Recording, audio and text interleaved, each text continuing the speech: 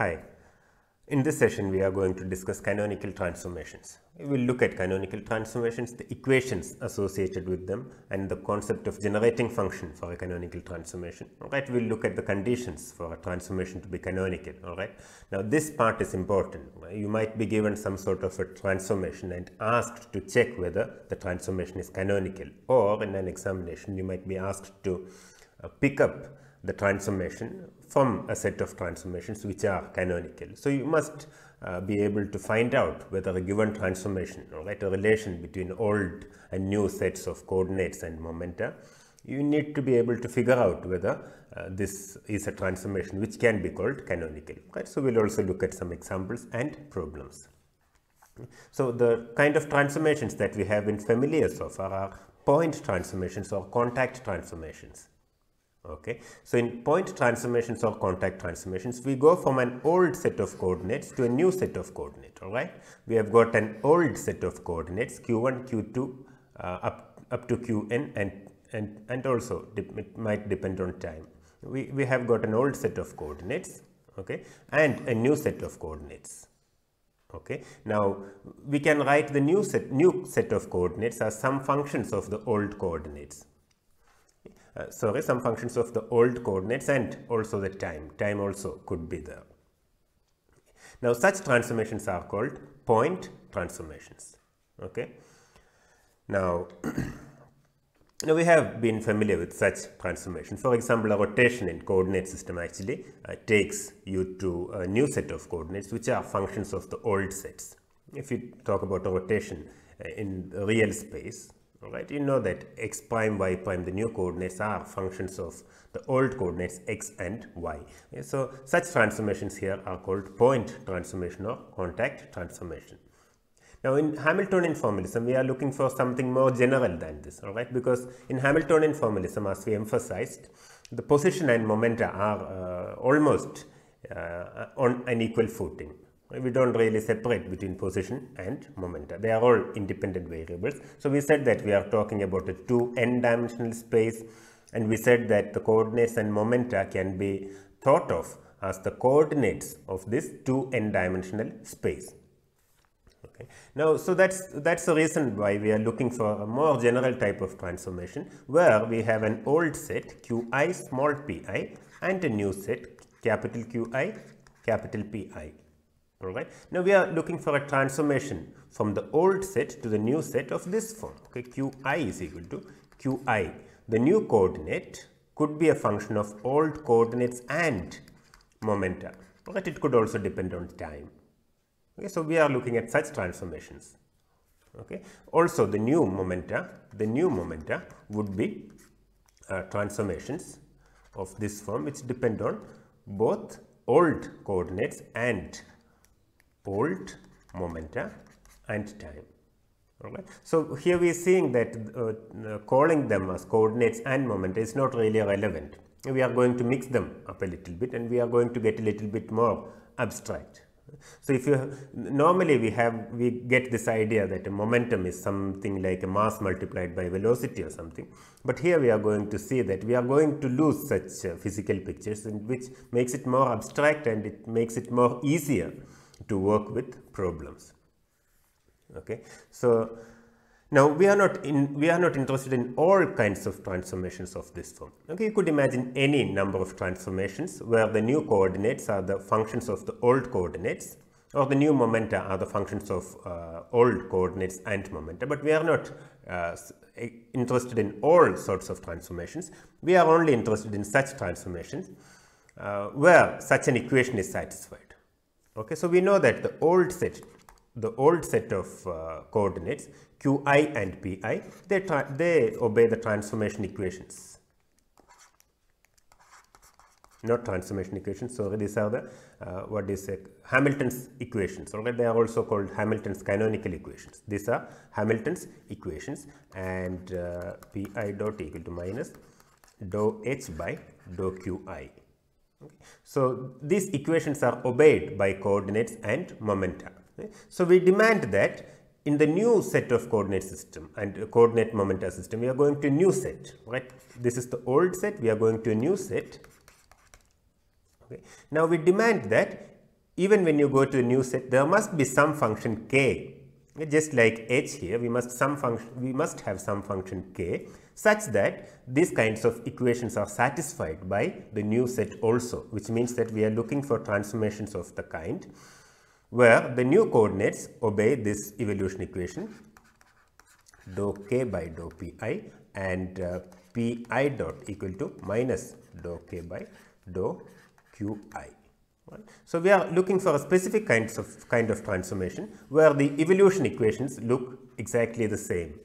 So instead of the Hamiltonian here, we must have some function which governs the time evolution of the system in the new coordinate momenta system, all right, or let's say in the new transformed coordinate system. Right. So hereafter, I don't think there's any need to call it as coordinate and momentum separately. We can simply call it as a coordinate system for some 2n dimensional phase space. Okay. Now we are looking at such transformations, and we'll call these kinds of transformations as canonical transformations. Okay. Okay. Now, yeah, such transformations which obey this kind. So we are making transformations, but the transformed coordinates also must obey some kind of evolution equation of exactly the same form, which means that we must be able to find a function k corresponding to the function h in the old coordinate system. Okay. We must be able to find a function k which governs the time evolution of the system according to these equations, according to exactly these equations. Okay. These are basically the Hamilton's equations. Okay. Now we are talking about such transformations, and such transformations we will call as canonical transformations. All right. Okay. Now in what follows, we might have repeated indices, and if it's not specified, otherwise the repeated indices always imply summation. Okay. Summation over repeated index is implied in what follows. Okay. At some places we may give the summation explicitly, but as we go on, we might not put the summation sign everywhere because it appears a large number of times, and it's easier to just get rid of it and put this convention that if it's repeated, then it has to be summed over. Now, if a set of k or q and p, if a set of q and p, they have to be coordinates and momenta of some sort, then they must satisfy the Hamilton's principle. We have seen the Hamilton's principle, which also is often called as the principle of least action, delta integral L dt is equal to 0. Okay. So we can consider a modified version of that by making a Legendre transformation to this. We say that L equal to qi dot pi minus h. Okay. So we can write this Hamilton's principle in this form. Can write it in this form. This is basically L. We are just writing it in a different form, which is more convenient. So we can call it as this is the Hamilton's principle of stationary action in a different form. That's all. Instead of the Lagrangian here, we write pi qi dot minus h. Okay. Now, if you go to a new set of coordinates and momenta, right, the new set, instead of Hamiltonian, we said that we'll have some function k which governs the evolution, the time evolution of the system. So we must have the condition that the new set also obeys such an equation. It also obeys a modified Hamilton's principle. This is what we expect. Okay. Now we demand that these two have to be simultaneously valid. These two have to be simultaneously valid because we are interested in such transformations which do not change these basic things, right? These basic facts, this basic physics, right? So we demand that both these are the same, both these are satisfied simultaneously, both these are obeyed simultaneously, which means that we can say that the integrand is whatever appears inside the integration. Okay. So we say that integrands, if these have to be the same, if these have to be valid simultaneously, then the integrands must be equal. Okay, the integrands must be equal, right? But the integrands could be equal and then multiplied by a constant, even because if something is 0, multiplying it with a constant will also give you 0. All right. So integrands could have a difference of a factor alpha. Let's leave that. We'll take alpha equal to 1 always. So that doesn't matter. Okay. But there's another important thing. There could be an extra term here. Right. So we have seen this fact that if L is a Lagrangian that gives rise to the equations of motion, then also L plus some function df by dt. We have this freedom, we have got this gauge freedom to add a total derivative to the Lagrangian and then still have the equations of motion unchanged. We have seen that this freedom exists. This is an important freedom, and which means that there could be a constant here which we can put equal to 1. There could also be an extra function here. There could also be an extra term here which in the form of a total derivative. Okay. So, the condition is not that the integrands have to be exactly equal. They could differ by a constant, all right. We are forgetting about the constant, but there could also be a difference of a term of the form of a total derivative. Okay, that is allowed. So, we say that for this condition to be satisfied, okay, this is the, for this condition to be satisfied, we can say that such a relation has to be satisfied. All right. Now, this f, all right, we will see that this f is very important. We can often write it as a function of old coordinates and momenta, like a mixed function. All right. We can write it as a mixed function of old coordinates and momenta, also the new coordinates and momenta. All right. We can either take it as a function of old coordinates and new momenta.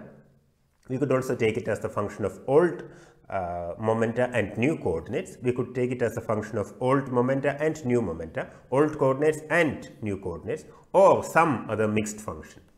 Okay. All right.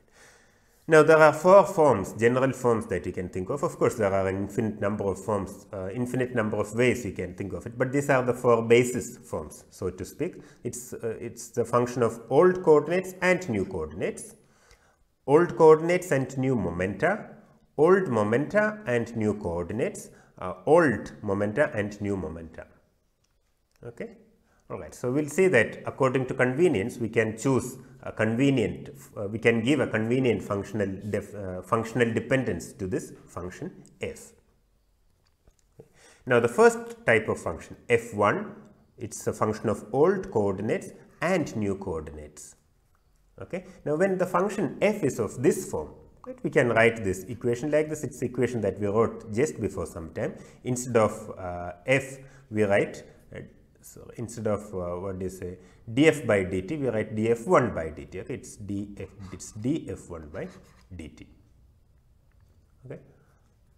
No, this is dou f1 by dt. What I have done here is I have written df by dt in this form. I'm sorry, df by dt in this one. I just skipped a step here. df by dt is dou f by dou qi dot plus dou f by dou capital qi dot plus dou f by dou t. That's just the chain rule, because the function f1 depends on small q, capital Q and t. It can also have an explicit dependence on time. So, we just rearrange it like this. Right? This is the chain rule of partial derivation, partial differentiation. Okay. All right. So, we just write it, we just rearrange it in this form, and we have got this k minus h. Now, let us not go into all the details are given here, but you multiply by dt and then you rearrange, and then you can combine the terms. All right. We will say that the coefficients of dqi, coefficients of d capital Qi and the coefficients of dt, right, must separately be equal to 0, or we can say that we can write an equation where on both sides these coefficients must be equal, and then we get these relations. All right. We see that pi is equal to dou f1 by dou qi. We just compare this and we get capital Pi is equal to minus dou f1 by dou qi, and k is equal to h plus dou f1 by dou t. All right. This is for the first type of function. This is for the first type of function. So, we say that this f1, if you know the functional dependence of f1, we can get the relation between old coordinates and momenta with the new coordinates and momenta. So, for this reason, we can call this f as a generating function of the transformation, because if you know the functional dependence on f, you can find the transformation that it generates. You can find the transformation that it generates. Right. So, these are basically equations which can be inverted. For example, to find, we can invert this equation to find q as a function of we can find this equation and invert it. Okay. qi comma pi comma, also there could be a time here. Okay, generally. Now, this you can write it directly. You can use this equation. So here you have see that pi is already given, but we know we can write q, capital Q, as a function of old coordinates and momenta. You can substitute this result in here, then you can write pi as a function of old coordinates and momenta. Okay. So if you give the functional dependence, the exact functional dependence of the function f, then you know what kind of transformations relate the old coordinates and the new coordinates, all right, or more precisely the old coordinates and momenta with the new coordinates and new momenta.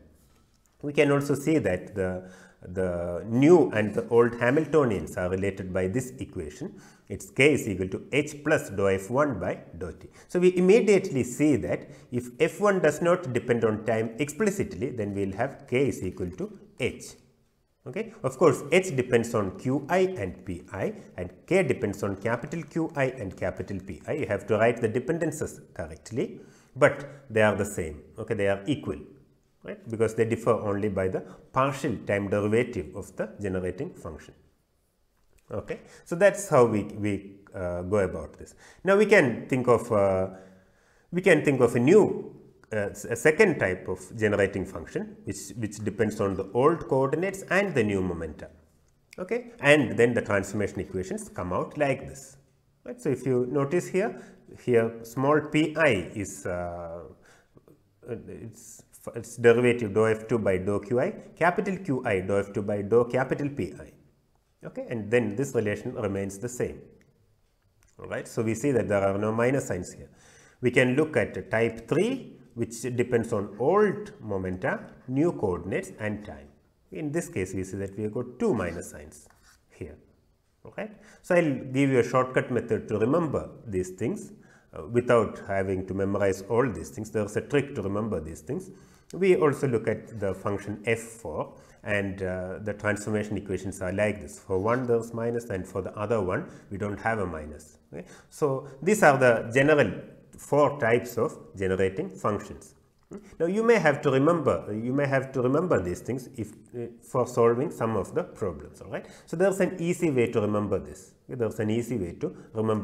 right. So always remember this thing, that the generating function, we write it as let's imagine that there's a particular order in which you have to write the functional dependence. All right. Of course, we always write the old coordinates first, old coordinates or momenta, and the new coordinates or momenta second. Okay, let's forget about the time.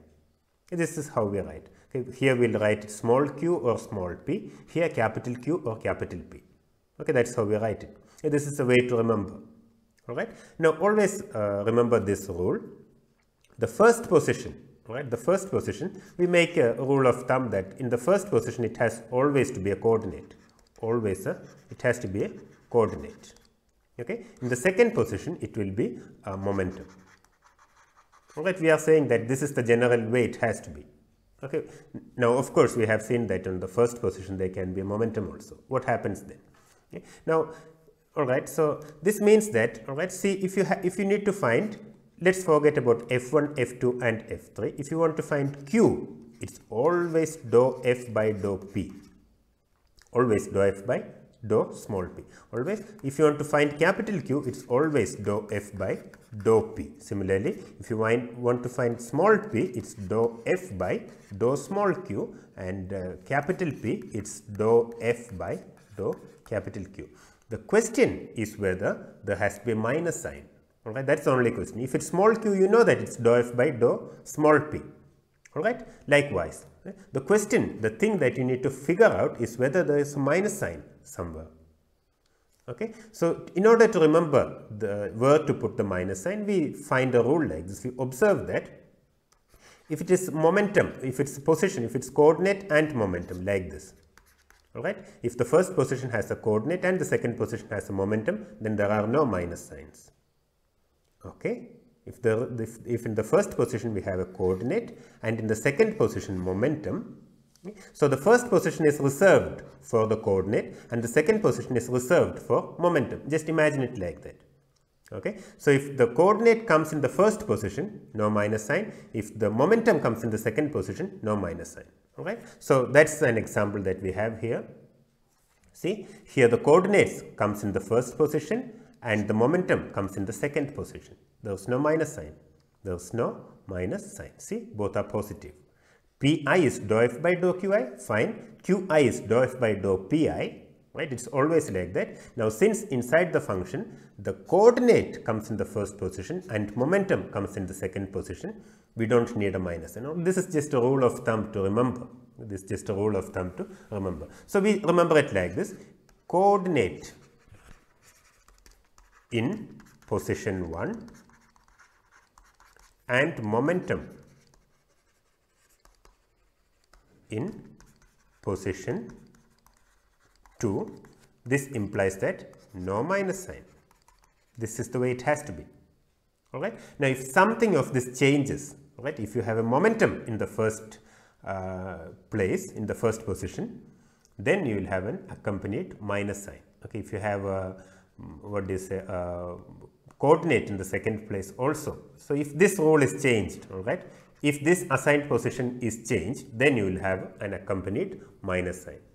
Okay, that's the rule. It's easy to remember. Alright, we are saying that there are 3 positions. In the first position, it's always the old coordinate or momentum. Second position, new coordinate or momentum. Okay. Now, if in the first position it's a coordinate, there is no minus sign. If it's a momentum in the second position, there is no minus sign. Okay.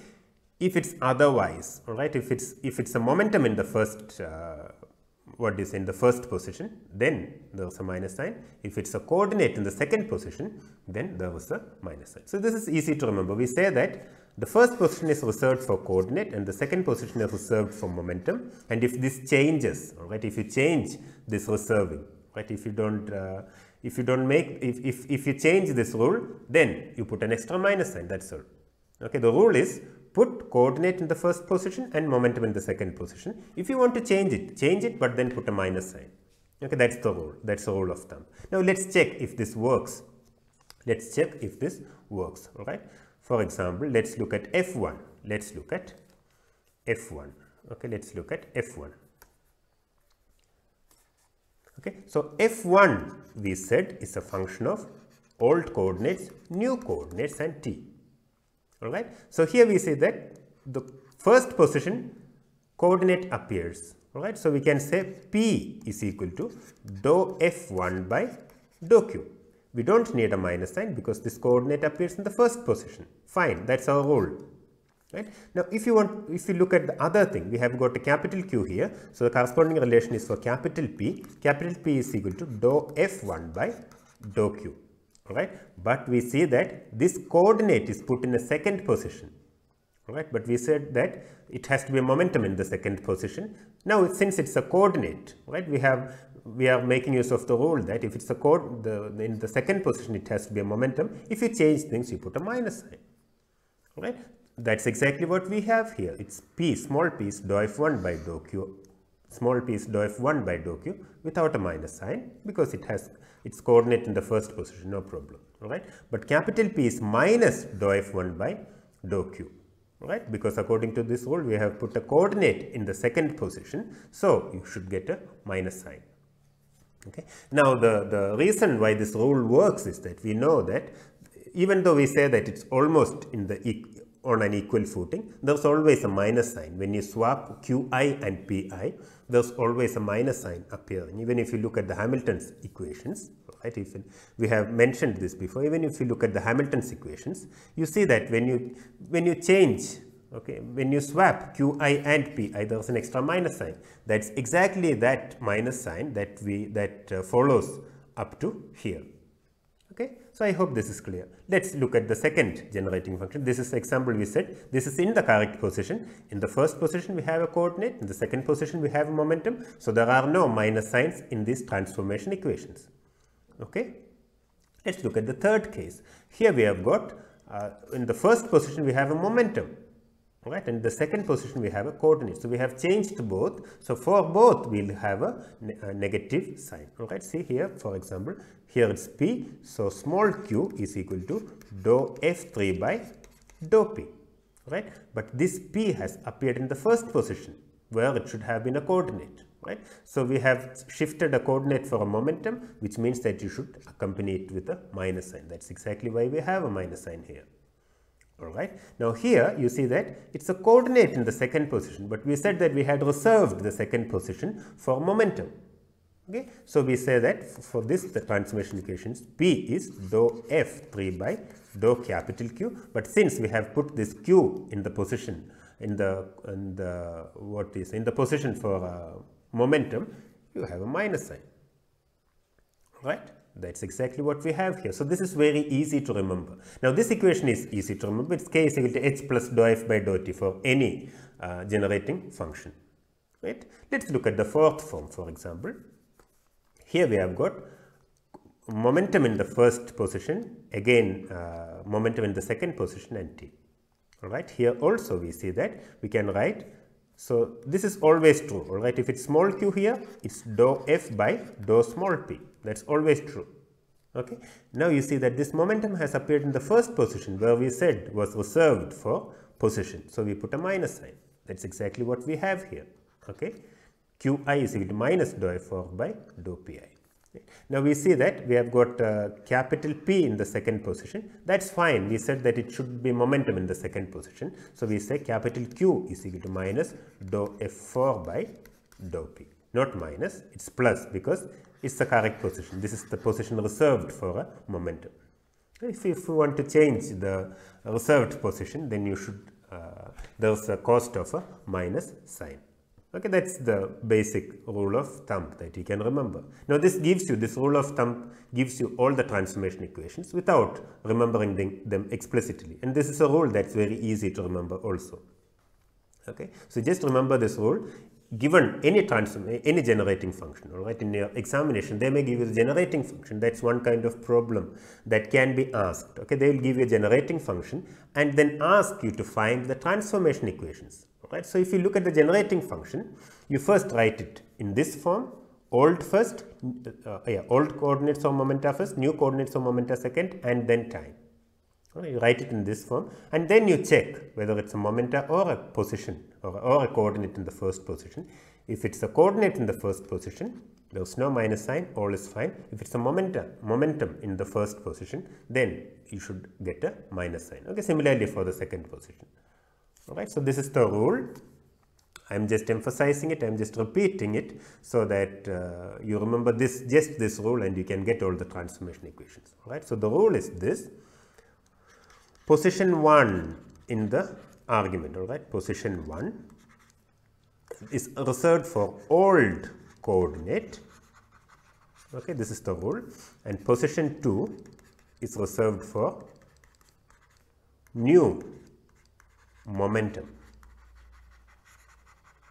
Okay, this is the general rule. Now if this changes, it has always to be changed, or I mean it has this, the first position always for old, there's no change in that. Okay, this is always for the old coordinates, and the second is for the new coordinates or momenta. Okay, now if this changes, if, okay, the other possibility is that in position 1 we have old momentum. Okay, in position 2 we have got, okay, in position 1 old momentum, then a minus sign will follow. Okay. Also in position 2, if it's a new coordinate instead of a new momentum, then also you will have a minus sign. Right. So this is not very difficult to remember. Okay. So please try to remember this. Now let's, okay, you see that K is equal to H plus dou F by dou T. So if F does not depend explicitly on time, then we have got K is equal to H. Right. Now we can also look at the conditions for a transformation to be canonical. Of course, we will be doing a lot of problems from these conditions. All right. So we should be able to find out whether a given transformation is canonical or not. Such problems will be asked for your exam. Okay, that's a repeated question. They'll give you a transformation and ask whether it's a canonical transformation.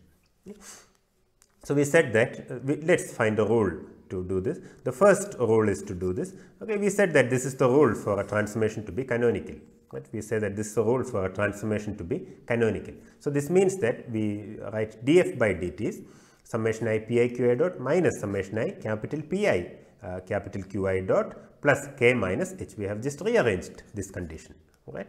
If you remember, this was the condition basically that we discussed earlier, that both these new and the old set must obey the Hamilton's principle of least action, right? So, simultaneous validity says that there should be a relation of this form. We have already seen this. Now, we have just rearranged this. Okay. Now, we imagine the case where the generating function has no explicit dependence on time. The generating function has no explicit dependence on time. Okay. So, this is the case that we are talking about here. It has no explicit dependence on time. So, in most cases that we do, the generating function will not have an explicit dependence on time. In that case, we see that df by dt, so k is equal to h and that term cancels, and we can write df by dt is pi qi dot minus pi capital Qi dot. Alright, and what is this Qi dot? This is simply dqi by dt. Right. Now, we are doing physics, so we can multiply this dt to this side and write df as pi dqi minus pi dqi. Alright. Okay. Now, this means that we have got a rule for a transformation to be canonical. We find the combination pi dqi minus pi dqi. Alright. We find the combination pi dqi minus capital Pi d capital Qi, and this has to be a perfect differential. This has to be a perfect differential because you should be able to write as d of some function. Okay. So, that is one rule to check whether a transformation is canonical. Alright. So, if a transformation is given, you find the combination pi dqi for old coordinates and pi dqi for new coordinates, and then you find the difference between them. If it is a perfect differential, alright, if you can write it as d of something, then it is a canonical transformation. Okay, so this is one rule, one way to check whether a transformation is canonical. Alright, remember that this works only in the case where f does not depend explicitly on time. Okay. Alright, the other possibility is that the fundamental Poisson brackets are invariant under canonical transformations. Alright, we will see this under the invariance of canonical transformations, but you just keep in mind that the fundamental Poisson brackets, okay, they should remain the same under canonical transformations. I think it is obvious because this is basically said that we could write down classical mechanics axiomatically by assuming the fundamental Poisson brackets. Alright. So, if a set of coordinates and momenta have to be canonical coordinates and momenta, they must obey the fundamental Poisson brackets. Alright. So, Qi with Qj and Pi with Pj has to be equal to 0 and Qi with Pj has to be equal to delta Ij. This is one way to check whether the transformation is canonical. Alright. So, when you find this Qi with Pi, alright, depending on the transformation equations, we can find it with respect to Q and P, the old coordinates. Okay. Another way to check is that maybe we write the transformation equations in this form, Qi with Pj with respect to Qi and Pi. Okay. This is delta Ij. Or you could check it either way, because if a transformation is canonical, the inverse transformation is also canonical. Right? That's the thing that we use. Right? Now, we are already familiar with Poisson brackets, so I think most of the problems that we will solve will be using the Poisson bracket formulation. Right? But some of the problems, when you look at it, you will see that, oh yeah, I can write it in the form of perfect differential, and then you can follow that method also. So, these are the two methods that I will use to solve problems. Okay. Now, we can go to a few examples. Okay. So, first we are looking at transformation, the identity transformation Qi Pi. Alright, summation implied. Remember that summation is implied. It's Qi Pi means Q1 P1 plus Q2 P2 plus Q3 P3. Now, look at this. Alright, suppose you don't remember what are the transformation equations corresponding to generating function f2, but we see that we can write this as f of q comma capital P comma t. There is no time here, so it's simply f of q comma capital P. Alright. Now, once you write this, you immediately see what the transformation equations are, because you remember the rule. So, here we see that P is equal to dou f by dou q. If it's P here, it has to be dou f by dou small q. This is the relation. Okay, P is equal to dou F by dou Q. So we see that Q has appeared in the first position, so you don't need a minus sign. This is correct. Alright. Now also you see that P has appeared in the second position, which is reserved for a momentum. So again, we can, the other transformation equation is Q is equal to dou F by dou P, no minus sign. So this is easy to remember. That's exactly what we have here. Small pi is equal to dou F2 by dou Qi. That's capital Pi. Similarly, capital Qi is equal to dou F2 by dou capital Pi. That's Qi. There are no minus signs. Okay. This is the identity transformation. This is the identity transformation because the new momenta are exactly equal to the old momenta and the new coordinates are exactly equal to the old coordinates, and the Hamiltonian does not change because F here has no explicit dependence on time. I hope that is clear.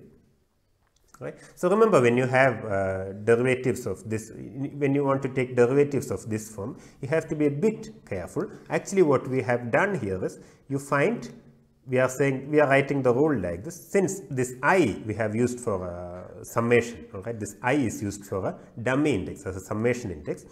What we do is that we write capital Qj is equal to dou F2 by dou small pj, alright, small pj is equal to dou F2 by dou Qj. This is how we write it first, right, because this I is already used as a dummy index here. Now, if you take the derivative with respect to Qj here, we see that this is delta Ij Pi. Again, the summation over I, delta Ij Pi. So, the summation over I here. Am I right? Why do we have delta Ij? Because if this Qj is equal to Qi, then the derivative is 1. If Qi is not equal to Qj, these are all independent, right? If Qi is not equal to Qj, you will have 0. That's why I have written delta Ij here, okay, and Pi. Now, there is a summation over I, which means that when you carry out this summation, the only term surviving is the one for which I is equal to j. Right? That's the only term that will survive in this whole summation. So, this is Pj. So, what we have is Pj is equal to Pj, or we can also write it as Pi is equal to Pj. Pi is equal to Pi. Okay, old is equal to new. So, when you take the derivative, this is the thing you have to be careful about. You remember always that this is summation. So, this I is a dummy index. So, you shouldn't use the same index when you find the derivative or something. That will lead to mistakes. Alright. Okay. The second example, F is equal to Pi capital Qi. Now, just don't look at the old equations. You see that this is of the form F is equal to F of small p capital Q. Okay. We immediately write Q, there is a summation here, alright. So, we write Qj is equal to dou F by dou Pj, whatever appears here.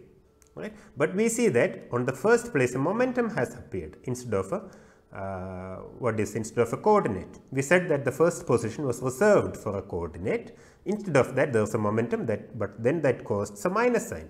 If you want to put a momentum, okay, at a place which was reserved for position, then you have to put a minus sign. Alright. So, that is equal to, if you do this, it's dou F by dou Pj, dou F by dou Pj. So, that is delta minus delta Ij Qi. There is a summation here. Okay, the summation is implied here, and when you make the summation, we see that this is Kronecker delta. So, the only term survives is the one for I equal to j. So, that is equal to minus Qj. Alright. So, this is an identity transformation with a negative sign. Alright. The new coordinates are the old coordinates just multiplied by a minus sign. Okay, this is also example for a point transformation. Alright. Similarly, we see that the second position, in the second position we have got a coordinate. Okay. So, we write immediately that capital P is dou F by dou Qj. Pj is equal to dou F by dou Qj. But you see that a coordinate has appeared. Coordinate has appeared in the position for a momentum. So, it costs a minus sign, you put a minus here. Okay. Now, again you do this, you see that this is Pi delta Ij and a minus sign. So, that is simply minus Pj. Right. So, this is an identity transformation with a minus sign. The new coordinates and momenta are exactly the same as the old, except that all of them are multiplied by a minus sign. Okay. All right. We have got another point transformations here. No, this is not a point transformation because the momentum are also transformed. All right. The point transformations are we are talking about a generating function of this point. All right. It can be written as some function of q1 to qn comma t and then multiplied by pi. All right. So you see that this is a function. This functional dependence is f of q comma p. F of q comma p. It's exactly in the correct position. All right. On the first position we have got a coordinate, and on the second position there is a momentum. So we don't change anything. So you see that qi is equal to dou f2 by dou pi. Again there is the summation over I. Right? The summation over I. So we better write qj is equal to dou f2 by dou pj. That's equal to fi delta ij. Fi delta ij. So that's equal to fj. Right, of qi to qn, or generally qi is equal to fi of qi comma qi up to qn comma t. Okay. So you see that the new coordinates depend only on the old coordinates and the time and do not involve the old momenta. Such a transformation is an example for a class of point transformations. Okay. All right.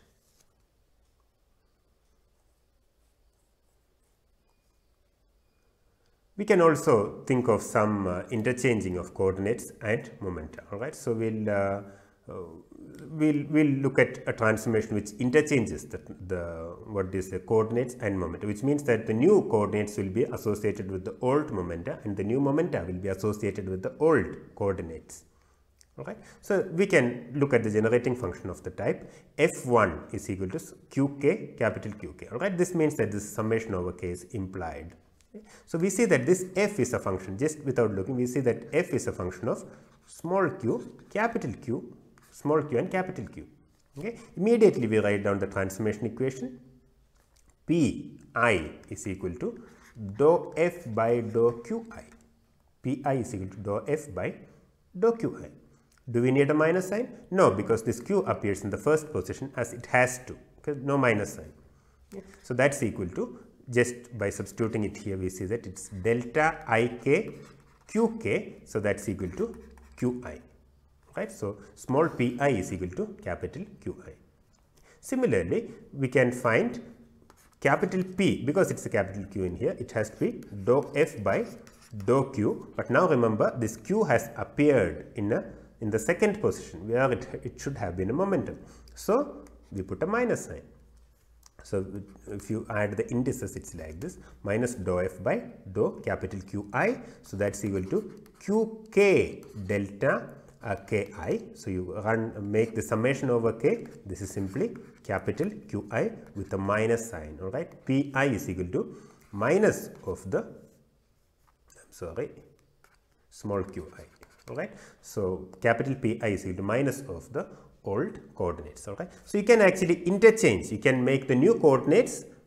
You can take the old momentum and make it the new coordinates, or you can take the old momentum and make it into a new coordinate.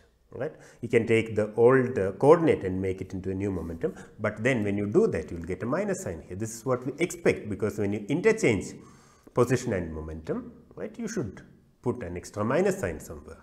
Okay. That's it. So this transformation interchanges the momenta and the coordinates.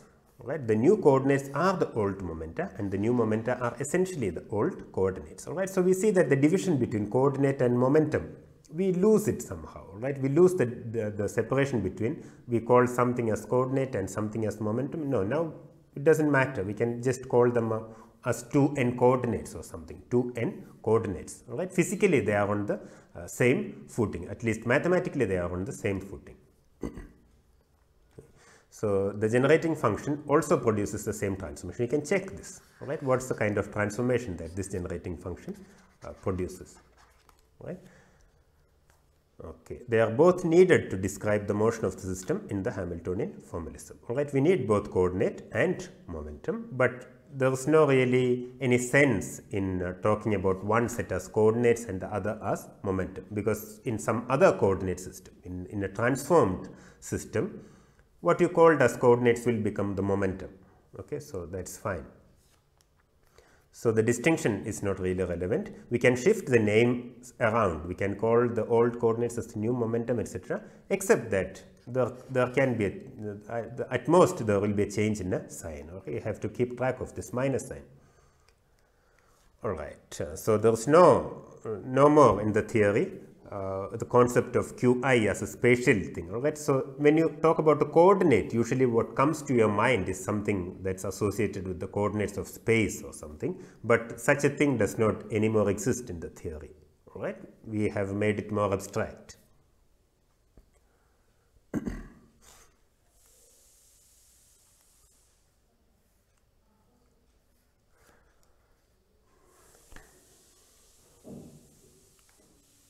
Right.